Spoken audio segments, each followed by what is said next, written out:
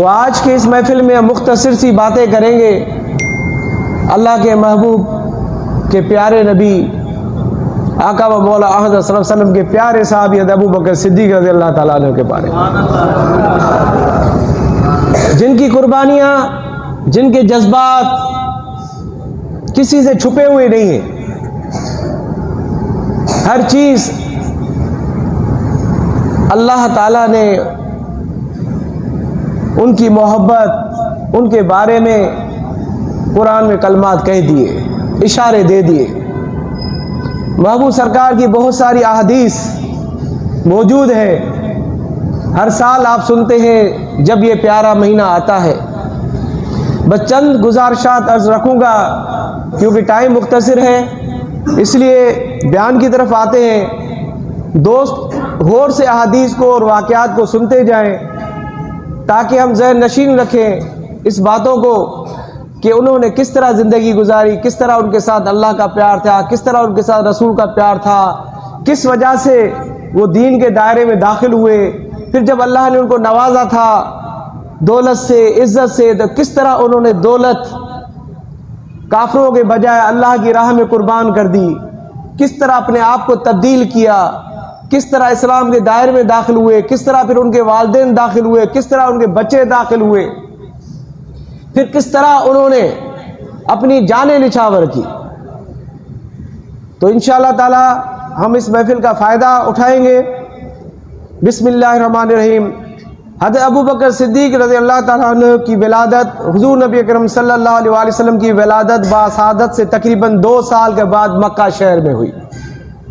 اب یہ ہماری نالج میں باتیں تازہ ہو رہی ہے، پڑھی تو ماشاءاللہ سب نے ہے، سب کو معلوم ہے، لیکن جب یہ مہینے آتے، واقعات آتے ہیں تو ہم ان یادوں کو، ان واقعات کو، ان تاریخوں کو، ان کلمات کو تازہ کرتے ہیں تاکہ ہمارا ایمان تازہ ہو اور ان صحابہ کے لیے ہماری دلوں کے اندر محبت کا جذبہ پیدا ہو، ایثار پیدا ہو۔ آپ کا اسم گرامی عبداللہ، کنیت ابو بکر، لقب صدیق اور عتیق تھا۔ جاہلیت والے زمانے سے ہی سرکار کے ساتھی تھے، یعنی کہ ابھی اسلام نہیں لے کر آئے تھے تو محبوب سرکار کے ساتھی تھے۔ ایک بہترین تاجر تھے، بہترین سچے انسان تھے، یعنی کہ جب اسلام کے دائرے میں مکمل داخل نہیں ہوئے تھے لیکن اس وقت بھی سچے تھے، اس وقت بھی وہ گناہ کا کام نہیں کیا کرتے تھے۔ اور مردوں میں سب سے پہلے اسلام قبول کرنے والے ابو بکر صدیق رضی اللہ تعالیٰ۔ آپ کی صاحبزادی یعنی کہ آپ کی بیٹی حضرت بی بی عائشہ رضی اللہ تعالیٰ عنہا کا نکاح آقا و مولا حضرت صلی اللہ علیہ وسلم کے ساتھ ہوا۔ کتنی بڑی سعادت ہے، دین کے دائرے میں داخل ہوئے، پہلے خلیفے بنے، محبوب کے ساتھ جنگیں لڑی، اور یہ بھی سعادت ہوئی کہ ان کی پیاری بیٹی آقا و مولا حضرت صلی اللہ علیہ وسلم کی پیاری دلہن بنی۔ میرے پیارے دوست، کتنی بڑی سعادت ہے، یہ دین کی وجہ سے اللہ تعالیٰ نے ان کو انعام عطا فرمایا۔ تمام جنگوں میں سرکار کے ساتھ رہے۔ آقا نے فرمایا ہم نے ہر شخص کے احسان کا بدلہ دے دیا لیکن ابو بکر کے احسان ایسے ہیں جس کا بدلہ قیامت کے دن اللہ خود عطا فرمائے۔ یہ کوئی کم بات ہے؟ اور پھر ایک جگہ امیر المومنین صدیق اکبر رضی اللہ تعالیٰ عنہ کا فرمان ہے کہ آپ رسول اللہ کا چہرہ تکتا رہوں اور آپ پر اپنا مال خرچ کرتا رہوں، آپ کی بارگاہ میں حاضر رہنا مجھے بڑا پسند ہے۔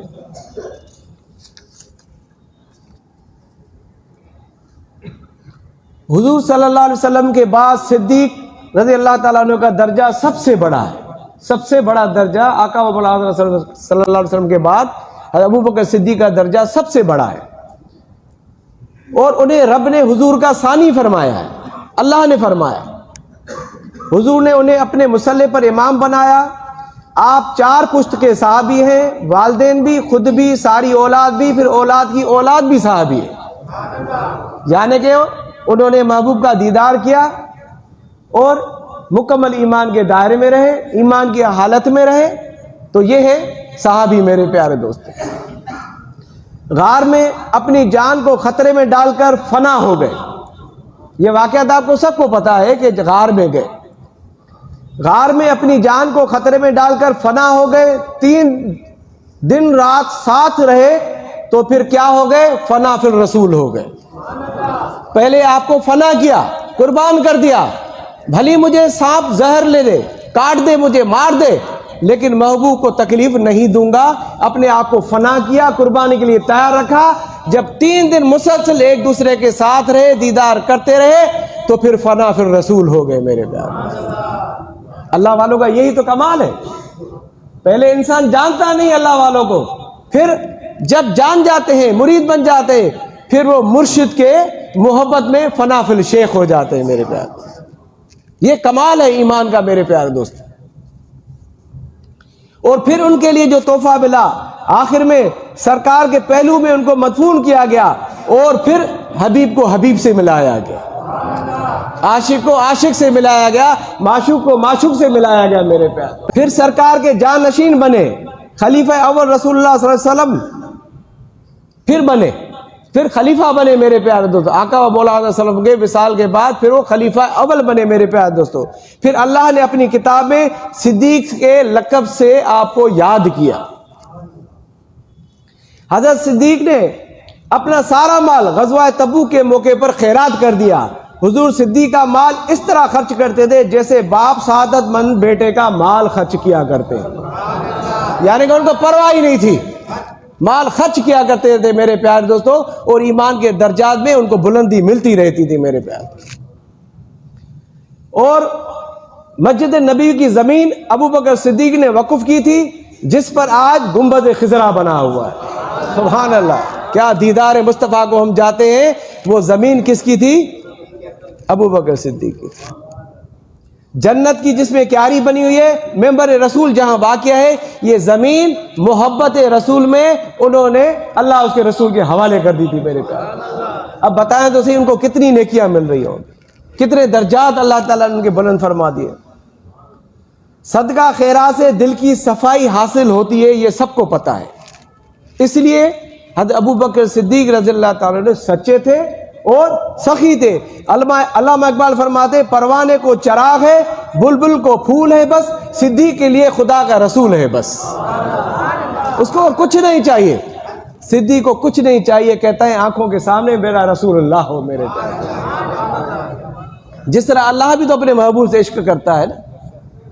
وہ کہتا ہے کہ ان اللہ و ملائکتہ والی آیت میں اللہ کہتا ہے میں خود، یعنی کہ اللہ اپنے لیے کہہ رہا ہے میں خود اور میرے فرشتے اپنے محبوب کو یاد کریں، اس کے اوپر رحمت بھیج رہے، درود و سلام پڑھیں. اے مومنو ایمان والو، تم بھی میرے محبوب کے اوپر رحمت بھیجو، درود و سلام بھیجو میرے پاس. یہ عشق کی انتہا ہے، یہ دوستی ہے، یہ یاری ہے، یہ عشق ہے، یہ محبت ہے جو اللہ خود کر کے سکھا رہا ہے اپنے بندوں کو. جس طرح میں محبت کر رہا ہوں، اسی طرح تم مجھ سے بھی محبت کرو اور میرے محبوب سے بھی محبت کرو. اور پھر جب تم میرے محبوب سے محبت کرو گے، میں تم سے محبت اسی طرح کرنے لگ جاؤں گا جس طرح میں اپنے محبوب سے محبت کرتا ہوں. اور کیا چاہیے؟ رب نے سارے راز بتا دیے اپنے محبت کے، اپنے قریب آنے کے، اپنے محبوب کے قریب آنے کے میرے پیارے دوستوں. اللہ نے فرمایا ابو بکر بے شک اللہ پاک نے تمہارا نام صدیق رکھا ہے، یعنی اس کا نام سچا رکھ دیا اللہ تعالیٰ نے. سرکار نے ابو بکر کو جنت کی بشارت سے نوازا. 22 جمادی الثانی سن 13 ہجری میں 63 سال کی عمر میں اس فانی جہان سے جدا ہوئے. 63 سال زندگی، پھر اسی مہینے میں 22 تاریخ کو فانی دنیا کو چھوڑ کے کہاں گئے، کہاں مدفون ہوئے، کہاں دفن ہوئے؟ سرکار کے پہلو میں آ کے بیٹھے. جہاں کوئی رسول اللہ کو سلام کرے گا وہاں حضرت ابو بکر صدیق کو بھی سلام کرے گا، وہاں عمر فاروق کو بھی سلام کیا جائے گا میرے پیارے دوستو. ایک ہی گنبد خضرا کے نیچے تینوں یار بیٹھے ہوئے میرے پیارے، ساری دنیا کو نواز رہے ہیں، ساری دنیا ان کی قدموں میں جا رہی ہے. یہی محبت رسول ہے میرے پیارے.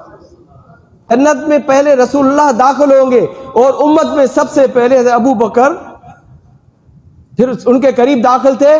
پھر جو جنت میں پہلے رسول اللہ داخل ہوں گے، پھر امت میں سب سے پہلے ابو بکر صدیق داخل ہوں گے. کتنا بڑا انعام کس وجہ سے ملا؟ محبت رسول کی وجہ سے ملا. جنت میں نبی پاک جائیں گے، پھر امت میں ابو بکر صدیق جائیں گے میرے پیارے دوست. جب قبر سے اٹھیں گے تو پہلے سرکار اٹھیں گے، پھر ابو بکر صدیق رضی اللہ تعالیٰ نے اپنی قبر مبارک سے باہر اٹھیں گے.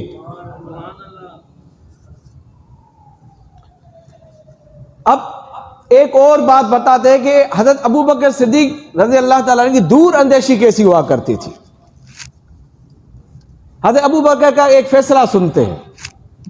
حضور نبی اکرم صلی اللہ علیہ وسلم نے اپنے وصال سے چند روز قبل حضرت اسامہ بن زید رضی اللہ تعالیٰ عنہ کے سربراہی میں ایک لشکر روانہ کیا تھا جنگ کے لیے. جاؤ. جب وہ لشکر روانہ ہوا تو راستے میں گئے, راستے میں کسی جگہ پڑاؤ ڈالا تو ان کو خبر ملی کہ رسول پاک صلی اللہ علیہ وسلم کا وصال ہو گیا ہے. تو وہ وہاں سے لشکر واپس آ گیا, آگے نہیں گیا. پھر جب حضرت ابو بکر صدیق رضی اللہ تعالیٰ کو خلافت ملی, انہوں نے اسی لشکر کو واپس بھیجا. لیکن بہت سارے صحابہ نے اعتراض کیا کہ حضرت اسامہ بن زید کی عمر کم ہے, آپ ان کو نہ بھیجیں, کامیابی نہیں ہوگی. لیکن آپ کی ذہانت, آپ کا دماغ, آپ کی محبت, آپ کا اعتماد, آپ کا توکل کی وجہ سے جو انہوں نے فیصلہ فرمایا, انہوں نے کہا, حضرت ابوبکر صدیق نے فرمایا انہیں سرکار نے لشکر کا سالار بنایا تھا. اسامہ بن زید کو کس نے سالار بنایا تھا؟ آقا و مولا صلی اللہ علیہ وسلم نے بنایا تھا. اسی لیے میں مخالفت رسول اللہ کے فیصلے کی نہیں کروں گا. آپ نے وہ لشکر بھیج دیا اور رومیوں کے خلاف جنگ میں فتح ہو گئی. میرے پیارے, یہ عزت, پاسداری, یہ محبت, یقین کہ جو میرے محبوب کا فیصلہ ہے اس کو کبھی بھی میں رد نہیں کروں گا. میرے پیارے, پھر ان کو کامیابیوں کے اوپر کامیابیاں ملتی گئی. میرے پیارے دوست, آگے چلتے ہیں. احسن البیان میں سائیں ادریس ڈائری صاحب کی کتاب میں, جو مفسر قرآن ہے, حاجی صاحب کے بڑے پیارے دوست تھے, انہوں نے پارہ نمبر 10 آیت نمبر 40 سورۃ التوبہ کی تفسیر میں چند باتیں لکھی ہیں, میں بیان کروں گا آپ کے سامنے. آقا و مولا صلی اللہ علیہ وسلم نے حضرت ابو بکر رضی اللہ تعالیٰ عنہ سے فرمایا, مجھے بھی اللہ کی طرف سے ہجرت کا حکم ملنے والا ہے. مکے میں دشمنوں نے تنگ کیا, اللہ کا حکم آ گیا کہ محبوب ہجرت کرو, مدینے کی طرف جانا ہے. تمام اپنے یاروں کو بھی, دوستوں کو بھی, جو ان کے فیملی ممبر تھے, حکم ہو گیا کہ نکلتے رہیں, چلتے رہیں.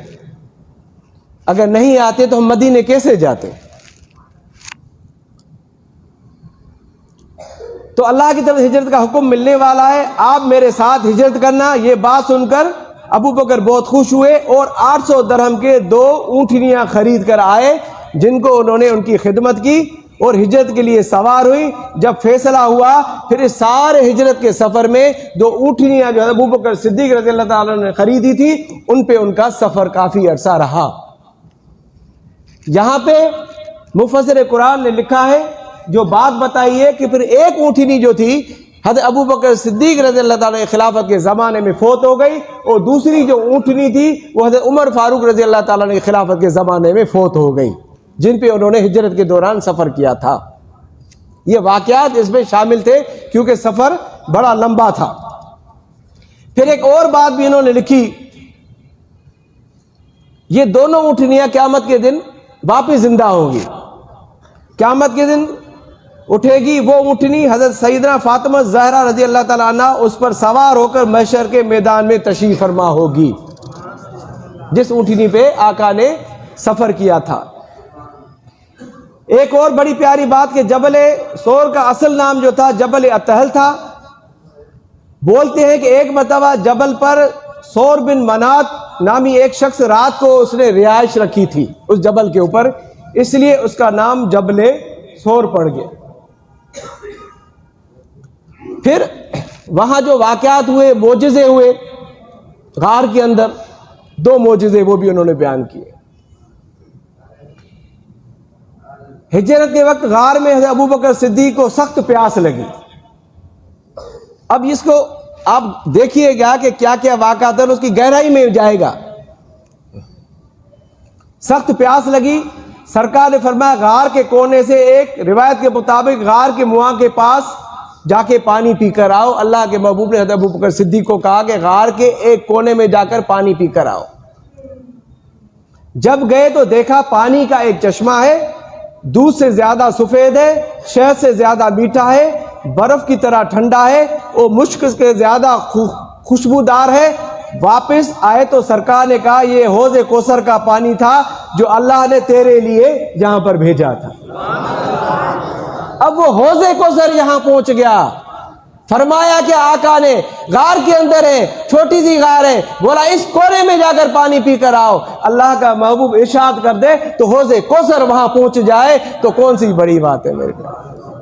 اللہ نے ان کو اتنی طاقت کی تھی، جب چاند کے 2 ٹکڑے کر سکتے ہیں تو ان کے لیے کون سی بڑی بات ہے میرے پاس۔ یہ سارے راز چھپے ہوئے تھے، کیا اللہ ان کو بچا نہیں سکتا تھا؟ کیا ضرورت تھی 3 دن غار میں رہنے کی؟ جب اللہ حوض کوثر کو جہاں پہنچا سکتا ہے ان کو سیدھا مدینے بھی پہنچا سکتا تھا میرے پیارے دوستو۔ عاشقوں کے یہی تو امتحان ہوتے، اللہ دکھانا چاہ رہا تھا عاشقوں کا سفر کہ آنے والی نسلیں ان سے کچھ سبق حاصل کریں میرے۔ حضرت ابو بکر کافروں کے واپس جانے کے بعد سرکار کو عرض کیا، یا رسول اللہ صلی اللہ علیہ وسلم کافر ہمیں دیکھ کر اندر آ جائے تو ہم کہاں جاتے؟ کافر ہمیں دیکھ لیتے ہم کہاں جاتے؟ آقا نے انگلی سے غار کے ایک کونے میں طرف اشارہ کیا کہ ہم ادھر جاتے۔ اب یہ دوسرا معجزہ بتا رہے، پہلے اشارہ کیا پانی کی طرف کہ پانی یہاں سے پی لو، حوض کوثر تھی۔ اب جب انہوں نے ڈر کی بات کی تو ہم اس طرف جاتے۔ اب اس طرف کیا تھا وہ سنیے گا۔ حضرت ابو بکر نے اس طرف دیکھا تو سمندر کا ایک کنارہ نظر آیا جس میں ایک کشتی تیار نظر آئی، یعنی کہ کشتی تیار تھی، سمندر کا کنارہ نظر آیا۔ اللہ نے اپنی طاقت دکھا دی کہ اس طرح بھی میں تمہیں بچا سکتا تھا۔ جب اللہ ساتھ سمندر بنا سکتا ہے، زمینیں بنا سکتا ہے، آسمان بنا سکتا ہے، پہاڑوں کو ہلا سکتا ہے تو غار سے سمندر کو کیوں نہیں دکھا سکتا؟ سورج کو پلٹ سکتا ہے میرا محبوب، تو یہ کون سی بڑی بات ہے؟ آئیے آگے چلتے۔ اس کا مطلب یہ کہ اللہ کی طرف سے غیبی مدد تیار تھی۔ اور صوفیوں کا نکتہ کیا ہے؟ صوفیہ فرماتے ہیں کہ غار میں حضرت ابو بکر رضی اللہ تعالیٰ عنہ نے سرکار کے ساتھ اس طرح خلوت میں اکیلائی میں ساتھ رہے جس طرح سرکار لا مکان یعنی کہ معراج پر اپنے خدا کے ساتھ تھے، کوئی نہیں تھا، تن تنہا تھے۔ اللہ رسول اللہ کو دیکھ رہا تھا، رسول اللہ اللہ کو دیکھ رہا تھا، دونوں قریب تھے میرے پیارے دوست۔ آقا و مولا حضرت صلی اللہ علیہ وسلم کا معراج لا مکان پر ہوا اور ابو بکر کا معراج غار ثور میں ہو گیا۔ کیا نکتہ بیان کرتے ہیں اللہ والے میرے پیارے دوست۔ آئیے آگے چلتے ہیں۔ اب قرآن میں اللہ تعالیٰ نے حضرت ابو بکر صدیق کی طرف اشارہ دیتے ہوئے بہت ساری آیات میں اشارے دیے ہیں۔ یہاں سورۃ لیل کی بات ہوگی، پارہ 30 آیت 18 19 20، اور سورۃ التوبہ پارہ 10 آیت نمبر 40۔ اب ان کو آپ ذہن میں رکھیں کہ سورۃ توبہ میں اللہ کیا فرما رہا ہے؟ اگر تم مدد نہ کرو گے تو رسول کریم کی تو کیا ہوا؟ ان کی مدد فرمائی ہے خود اللہ نے۔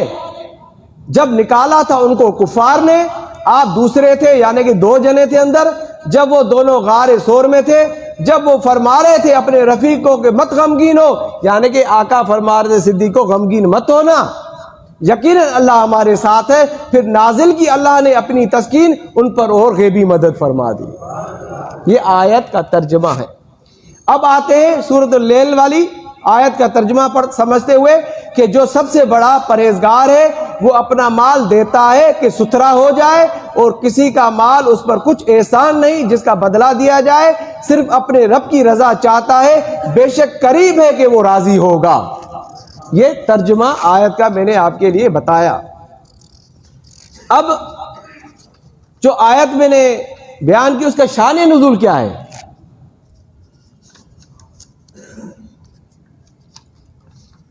کہ جب حضرت بلال نے اسلام قبول کیا تو ان کے مالک امیہ بن خلف ان کو طرح طرح سے ستانا شروع کر دیا، یعنی کہ بلال کو تکلیفیں دے رہا تھا۔ ایک روز آقا و مولا صلی اللہ علیہ وسلم وہاں سے گزر ہوا تو آپ نے دیکھا کہ اس کو اذیت ہو رہی تھی، آپ پر غشی طاری تھی۔ اس وقت بھی آپ کی زبان پر عہد جاری تھا، یعنی کہ بلال کی زبان پر، حضرت بلال کی زبان پر۔ اسی اصلاح میں رسول اللہ صلی اللہ علیہ وسلم کا گزر ہوا، فرمایا جس عہد کا نام تم لے رہے ہو وہی تمہیں اس ظلم سے نجات دے گا، یعنی کہ آقا نے یہ لفظ فرمائے۔ حضور نے صدیق اکبر سے بلال کی کیفیت بیان کی۔ اب آقا اور حضرت ابوبکر صدیق رضی اللہ تعالیٰ دوست تھے، وہ کیفیت انہوں نے اپنے دوست سے بیان کی، اپنے صحابی سے بیان کی۔ رازدار نبوت حضور کی بات کو سمجھ گئے، اس وقت گھر آئے اور نصف سیر آدھا کلو سونا لے کر امیہ بن خلف کے پاس پہنچے اور منہ مانگی قیمت ادا کر کے انہیں خریدا اور آزاد کر لیا۔ اسی وقت یہ آیت نازل ہو گئی۔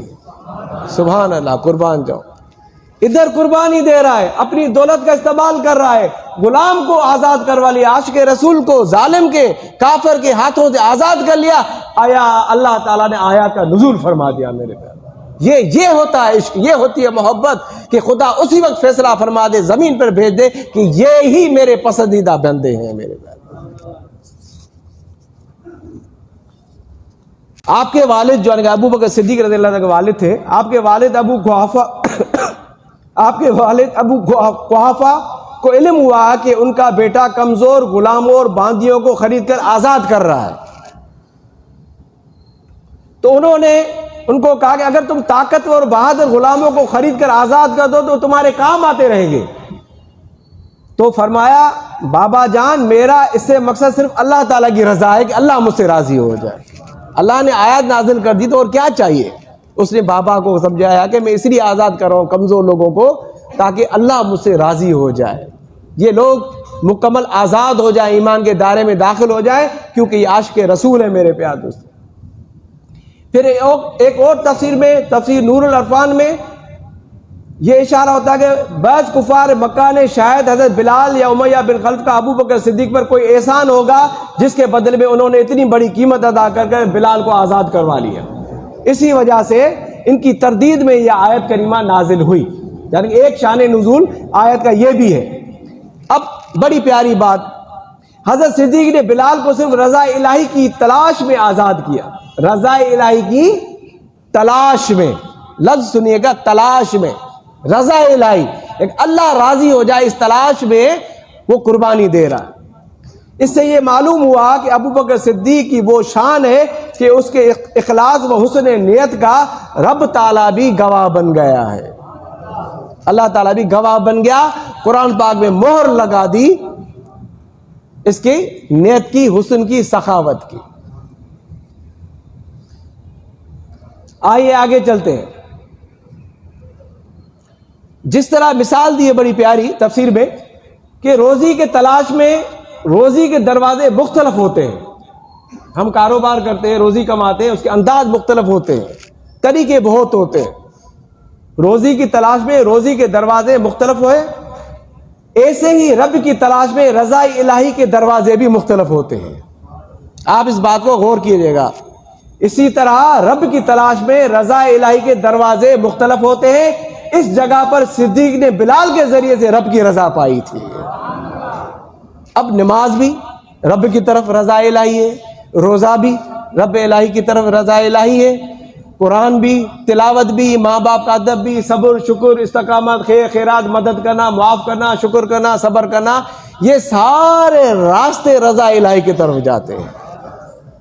تو ہمیں ہر جگہ یہ موقع حاصل کرنا ہے، جہاں سے ہمیں کچھ مل جائے راستہ کہ یہ راستہ کہاں جاتا ہے، میرے پیر کی درگاہ سے ہوتا ہوا مدینے سے خدا کی بارگاہ میں جاتا ہے، اس راستے پہ چل پڑو، اس جستجو کو تھام لو، اس کے پیچھے پڑ جاؤ، اس کو گلے سے لگا لو، اس کو سینے سے لگا لو، جس طرح میرے یاروں نے حاجی خیر محمد عباسی صاحب کو سینے سے لگا لیا تھا، وہ نواز دیے گئے میرے پیارے دوستوں۔ اس طرح رسول اللہ کے رستے کو سینے سے لگا دو، قرآن کے رستے کو سینے سے لگا دو، خدا کی رضا الہی کے راستوں پہ کھڑے ہو جاؤ، جو راستہ میرے خدا کی بارگاہ میں جا رہا ہے، خدا کی قسم وہ راستہ نہ چھوڑنا، نہ چھوڑنا، نہ چھوڑنا، وہ راستہ سیدھا جنت میں جاتا ہے۔ میرے مرشد کی بارگاہ کا راستہ بھی جنت میں جائے گا، حاجی خیر محمد عباسی درگاہ کا راستہ بھی سیدھا ادھر ہی جائے گا، عمر سلام کا راستہ بھی سیدھا جنت کی طرف جائے گا۔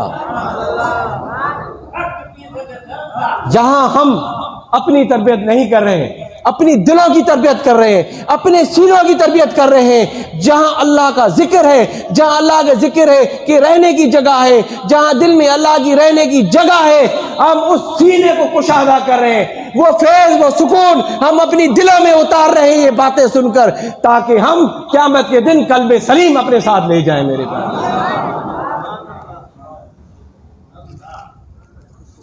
اور یہ آیت صرف امیر کے لیے نہیں تھی بلکہ غریب کے لیے بھی ہے، کیونکہ اس میں مال کی کوئی قید نہیں لگائی گئی ہے۔ جس کی جو نیت ہے، اچھی نیت کے ساتھ اگر وہ ایک ٹکا بھی اللہ کی بارگاہ میں، ایک لمحہ بھی اللہ کے رضا کے لیے لگا دے گا، خدا کی قسم اس کی وہ بھی قربانی قبول ہے۔ میرے پاس امیہ بن خلف نے، جس نے اپنا مال ہمیشہ مخالفت دین پر خرچ کیا، معلوم ہوا کہ وہ حرام جگہ پر خرچ کیا گیا۔ سخاوت یہ نہیں بلکہ یہ بخل ہے، یہ کنجوسی ہے۔ میرے پیار، حرام کا مال اگر کوئی سخاوت کرتا ہے غلط کاموں کے اوپر، یہ سخاوت نہیں ہے بلکہ بخل ہے۔ اپنے کو حضور سے افضل جانا، بے نیاز جانا اس نے، امیہ نے، اس بیوقوف نے، اس کافر نے اپنے آپ کو حضور سے بچا جانا۔ اور جو عاشق رسول ہوتے ہیں، جو ابو بکر صدیق تھے، جو اللہ کے محبوب کے پیارے تھے، اور اپنے آپ کو ہمیشہ انہوں نے حضور کا محتاج جانا اور سنت صدیقی بنا لی انہوں نے۔ اور ہمارا جو نقش بندی طریقوں کا جو ولی ہے، جو سرتاجوں کا سرتاج ہے، جس نے طریقہ بتایا، وہ ابو بکر صدیق رضی اللہ تعالیٰ نے۔ میرے آئیے آگے چلتے ہیں۔ امید ہے یہ ساری باتیں آپ کو یاد رہیں گی، امید ہے، کیونکہ آپ نے ان باتوں کو دل میں بٹھایا ہے، کہیں اور نہیں بٹھایا۔ ایک اور بڑی پیاری بات جو شیخ الاسلام محمد ڈاکٹر طاہر القادری صاحب نے بڑی اپنی پیاری کتاب میں لکھا ہے، بڑی پیاری حدیث بیان کی ہے کہ جب وہ غار کی طرف تھے تو باہر ہی تھے کہ سراقہ پہنچ گیا، سراقہ پہنچ گیا، آمنے سامنے ہو گئے۔ سیدنا صدیق اکبر رضی اللہ تعالیٰ نے گھبرا کر عرض کرنے کے آقا سراقہ آیا ہے۔ فرمایا کوئی پرواہ نہیں، آ گیا ہے تو رسول اللہ فرمایا کوئی پرواہ نہیں۔ جب سراقہ آ گیا تو آپ صلی اللہ علیہ وسلم نے اس کو دیکھا اور کہا سراقہ کس لیے آئے ہو؟ کہنے لگا 100 اونٹ بے حساب انعام اکرام اعلان ہوا ہے، غریب آدمی ہو آقا۔ اچھا، پھر آقا نے نکلتے ہوئے فرمایا سراقہ کہتے ہو غریب ہوں؟ آقا نے فرمایا سراقہ کہتے ہو میں غریب ہوں، انعام کی لالچ میں آیا ہوں؟ میں نے تمہارے ہاتھوں میں شاہ ایران کے سونے کے کنگن دیکھے ہیں، یعنی کہ محبوب سرکار ہجرت کے سفر میں اس کو فرما رہے تم تو کہہ رہے ہو میں غریب ہوں، آپ کو گرفتار کرنے آیا ہوں، مجھے کافروں سے انعام ملے گا، لیکن میں تو دیکھ رہا ہوں کہ تمہارے ہاتھوں میں سونے کے کنگن ہیں۔ وقت گزر گیا، سنیے گا، 10 سال مدینے کے گزر گئے، 2.5 سال صدیقی دور کے گزر گئے، پھر سیدنا فاروق اعظم کا دور خلافت آ گیا۔ کتنا زمانہ بیت گیا جب آپ نے فرمایا تھا مدت گزر گئی۔ فاروق اعظم کے دور میں ایران فتح ہو گیا، مال غنیمت آیا، مسجد نبی کے صحن میں مال غنیمت کا ڈھیر لگ گیا، مسجد نبی میں ڈھیر لگ گیا۔ صحابہ کرام جو لشکر کے فوجی تھے، تقسیم کے منتظر تھے، اور امیر المومنین سیدنا فاروق اعظم تقسیم کرنے کے بجائے اس ڈھیر کے ارد گرد چکر لگا رہا تھا، اور اس کے اندر باہر ہاتھ مار کر کھنگالتے ہوئے کسی چیز کو تلاش کر رہے تھے۔ لوگ پوچھتے تھے امیر المومنین کیا ماجرا ہے، کیا تلاش کر رہے ہیں؟ آپ مال غنیمت تقسیم نہیں فرما رہے، کچھ تلاش کر رہے ہیں۔ آپ نے فرمایا ہجرت کے سفر میں میرے آقا نے سراقہ کو کہا تھا کہ تیری کلائیوں میں میں ایران کے کنگن دیکھ رہا ہوں۔ ایران آج 17 سال کے بعد فتح ہوا ہے اور ایران کا سامان آیا ہے، میرا ایمان ہے کہ مصطفیٰ کی زبان اقدس سے نکلا ہوا جملہ غلط نہیں ہو سکتا۔ کہاں ہجرت کا سفر، کہاں وہ جنگ، کہاں امیر المومنین کا زمانہ، کہاں خلافت۔ ایک صحابی دوڑے اور ڈھیر سے شہنشاہ ایران کے کنگن نکال کے امیر المومنین کو پیش کیے، اور وہ فاروق اعظم جن کے دور خلافت میں کوئی مرد سونے کی انگوٹھی بھی نہیں پہن سکتا تھا، اتنا حکم سخت تھا کہ مردوں کو سونا حرام ہے، مدینے کی گلیوں میں چلنے کی جرت نہیں کر سکتا تھا سونا پہن کر. سونا پہننے پر مردوں کو کوڑے لگتے تھے. انہوں نے مجموعے صحابہ میں سراقہ کو طلب کیا اور اپنے ہاتھوں سے اسے سونے کے کنگن پہنا دیے, کیونکہ سونا مردوں کے لیے حرام تھا. اس لیے کسی نے پوچھا یہ کیا؟ آپ فرمانے لگے ہم کیا جانے حلال کیا حرام کیا, مردوں کے لیے سونے کو مصطفیٰ نے حرام کیا تھا, سوراخے کے لیے کنگن بھی حلال کر کے گئے محبوب سرکار. کہاں بات, کہاں زمانہ, کہاں واقعہ, کیا گہری نظر ہے. سبحان اللہ. محبوب کے آگے ہتھیلی پہ ساری دنیا یوں تھی. جب سے دنیا بنی, جب دنیا ختم ہوگی, یوں تھا ہتھیلی پہ, یوں یوں. جس طرح اللہ والوں کے سامنے ہم جاتے تو ہمارا کوئی گناہ ثواب ان سے چھپا ہوا نہیں ہوتا, ہماری نیت چھپی ہوئی نہیں ہوتی میرے پیارے. اسی لیے تو کہتے ہیں اللہ والوں کے پاس جاؤ تمہاری تقدیر تبدیل ہو جائے گی. بڑا پیارا واقعہ تھا. آئیے آگے چلتے ہیں.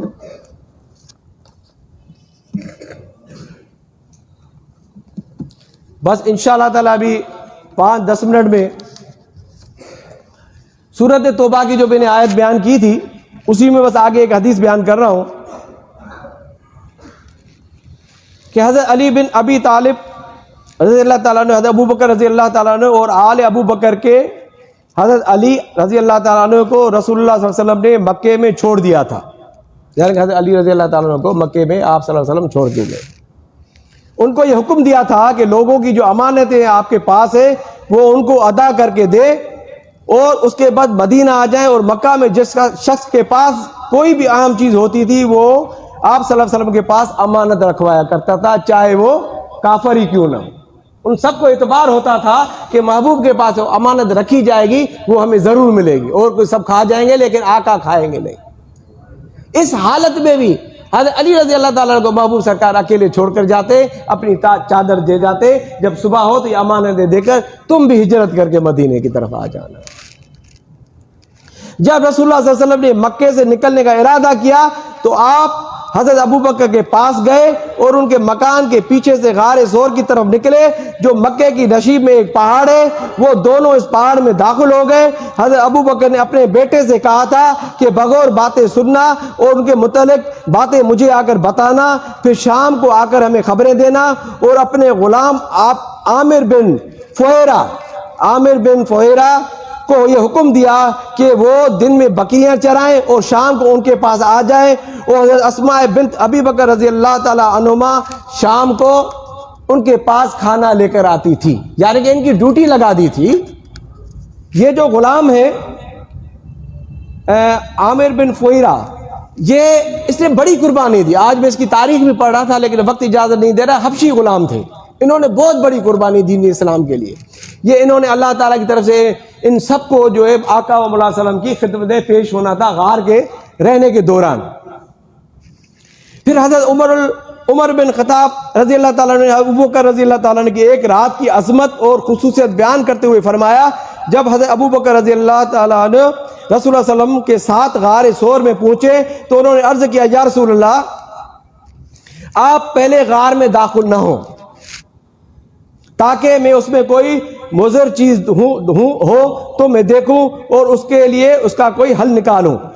آپ نے جب ابو بکر غار میں داخل ہوئے تو بہت سارے سوراخ تھے, انہوں نے اپنی چادر پھاڑ کے تمام سوراخ بھر دیے. 2 سوراخ باقی رہ گئے, انہوں نے اپنے پیر مبارک اس کے اوپر رکھ دیا. پھر انہوں نے رسول اللہ صلی اللہ علیہ وسلم کو بلایا, رسول اللہ صلی اللہ علیہ وسلم آئے اور ابو بکر کی گود میں سر رکھ کر سو گئے. کیا عالم ہوگا یار, ذرا تصور کرو, کسی دن ہم سجن سائی کے پاس بیٹھے ہو اور سجن سائی کہیں گے یار مجھے آرام کرنا ہے, ہماری گود میں سر رکھ کے بیٹھ جائے, کیا عالم ہوگا. ذرا سوچو تو صحیح ایک لمحے کے لیے. ہمارا بیٹا جب اپنی گود میں ہماری گود میں سر رکھتا ہے ہمیں کتنا سکون ملتا ہے. یہاں تو پوری دنیا کے مالکوں کا مالک, شہنشاہ کا عاشق, رسولوں کا سردار, جنت کا سردار اپنے صحابی کی گود میں سر رکھ کے سو رہا ہے. سو گئے.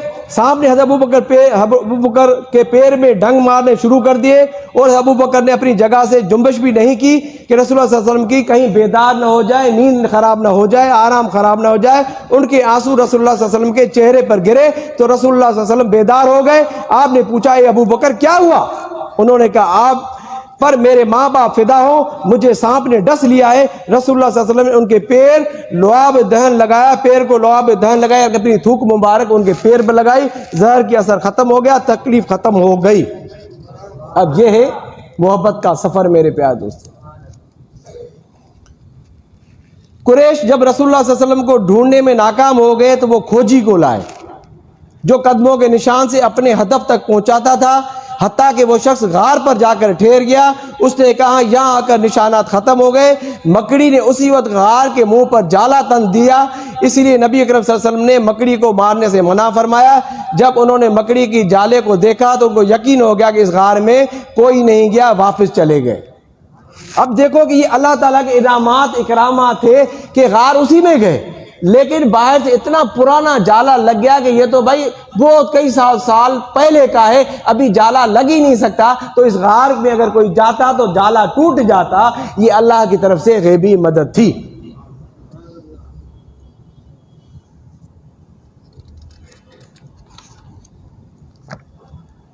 میرے پیارے دوستو, آپ نے یہ سارا سفر سنا, یہ پیاری پیاری باتیں سنی, لیکن ایک بات پہ غور کرے کہ یہ 3 دن کی رات اور دن یہ محبت کا سفر, رہنے کا سفر خدا کو منظور تھا. اس لیے کہ محبوب سرکار نے جو اول خلیفہ بنانا تھا وہ ابو بکر صدیق کو ہی بنانا تھا.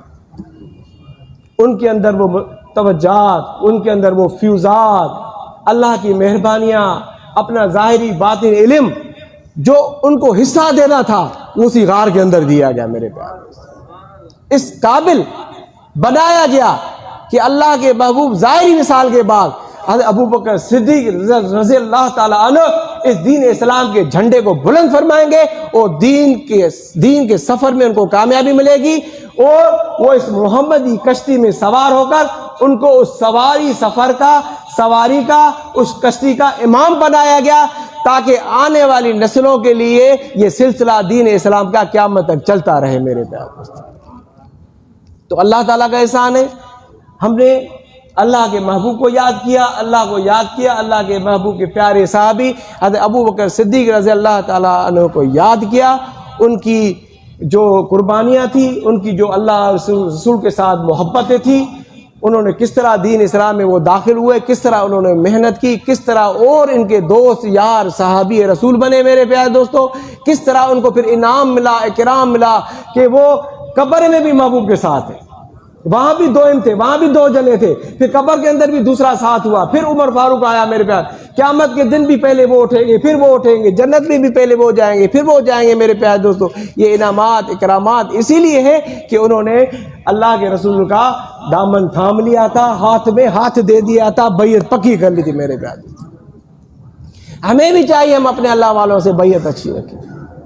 یقین جانو اسی بیعت میں مزہ ہے, اور کوئی بیعت نہیں آئے گی. میرے پیارے دوستو, اللہ نے ہماری زندگیوں میں جو ہمارے لیے ولی مقرر کیا ہے, جو ہمارے لیے اللہ نے اپنا خاص متقی بندہ کیا ہے, مقرر کیا ہے, جہاں پر اللہ نے ہمیں رسول اللہ کا فیض کا ذریعہ بنایا ہے, وہ میرا پیر سجن محمد طاہر نقشبندی ہے. میرے پیارے دوستو, اور اس کے یہ مراکز ہیں. آپ آئے یہاں, دوستوں کو لے کر آئے, انشاءاللہ تعالیٰ مجھے امید ہے میرے مرشد کے فیض سے, رسول اللہ کی محبت سے, اللہ کی طاقت کے ذریعے سے انشاءاللہ جتنے مہمان آتے ہیں ان کے فیض کے دروازے اللہ ان کے لیے کھول دیتا ہے. ان کے روح کے دروازے, ان کے دل کے دروازے, ان کی آنکھوں کے دروازے, ان کے دماغ کے دروازے, ان کے ایمان کے دروازے اللہ تعالیٰ کھول دیتا ہے. میرے پاس ایسا سکون ہمیں نہیں ملے گا. تو اللہ تعالیٰ سے دعا ہے, اللہ تعالیٰ ہمارا یہ سفر, یہ ہماری چھوٹی سی محفل اللہ تعالیٰ اپنی بارگاہ میں قبول فرمائے. انشاءاللہ تعالیٰ نئے ہفتے میں کسی اور موضوع کے ساتھ حاضر ہوں گے.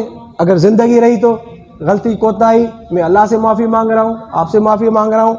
اگر کسی کی دل آزاری ہوئی ہو تو مجھے معاف کیجیے گا. میرے پاس علم کی اتنی